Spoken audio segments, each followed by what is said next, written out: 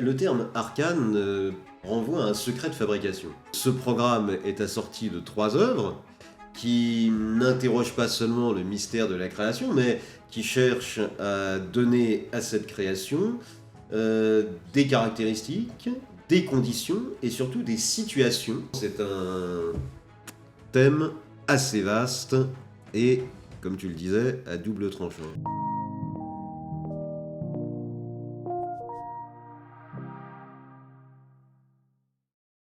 On va parler du nouveau thème 2027 sur les arcanes de la création, un petit peu original sur la forme. Oui, alors c'est ambitieux parce que le terme arcane renvoie, au premier sens du terme, à ce qui est mystérieux, le mystère de la création, qui a toujours été l'objet de multiples réflexions.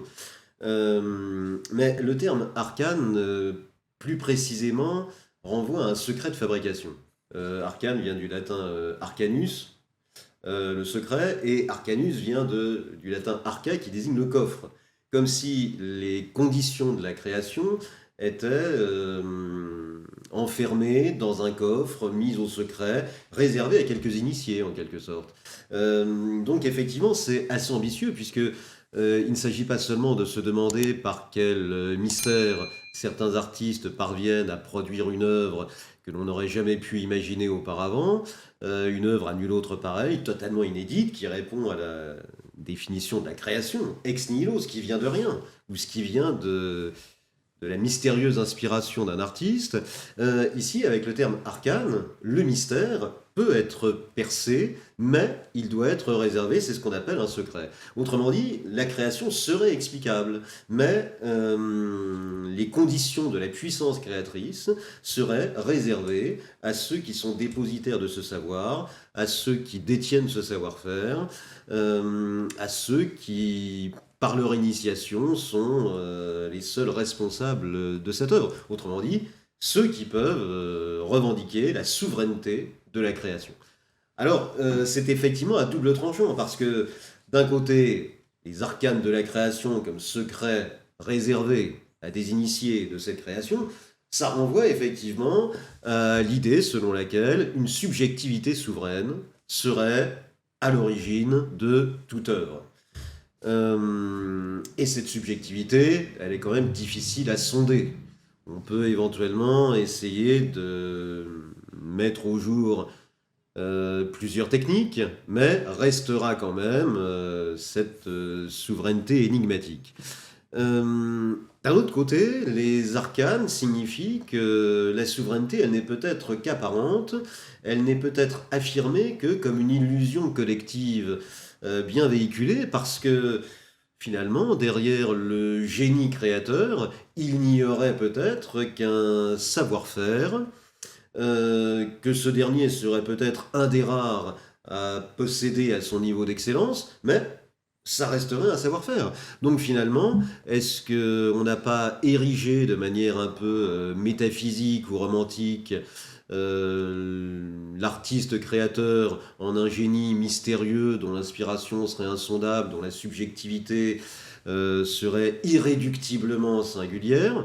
Peut-être que finalement, le génie créateur, comme en témoigne l'intelligence artificielle, il est simplement dépositaire d'une banque de données, il a une culture artistique, il est capable effectivement d'articuler un certain nombre de données techniques, culturelles, sociales, parce qu'il est aussi héritier d'une tradition, il crée de manière située, en un temps donné, à une époque. Bref, tout cela serait alors parfaitement explicable.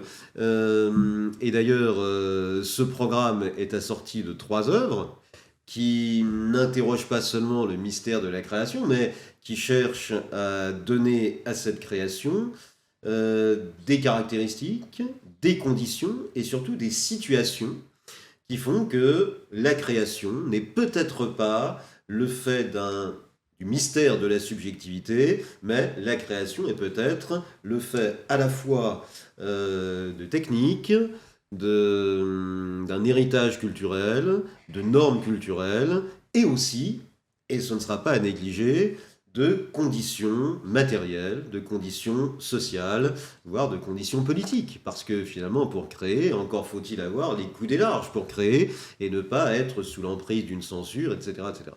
Il y a donc des conditions fondamentalement matérielles au sens social et politique du terme pour créer. Donc les arcanes de la création, oui, c'est extrêmement vaste et ça se laisse départager entre d'un côté le mystère absolu d'une subjectivité souveraine et insondable, mais c'est peut-être à l'heure, c'est peut-être une vieille illusion culturelle qui auréole le créateur, et de l'autre côté, les arcanes désignent un secret, certes bien gardé, mais qui serait parfaitement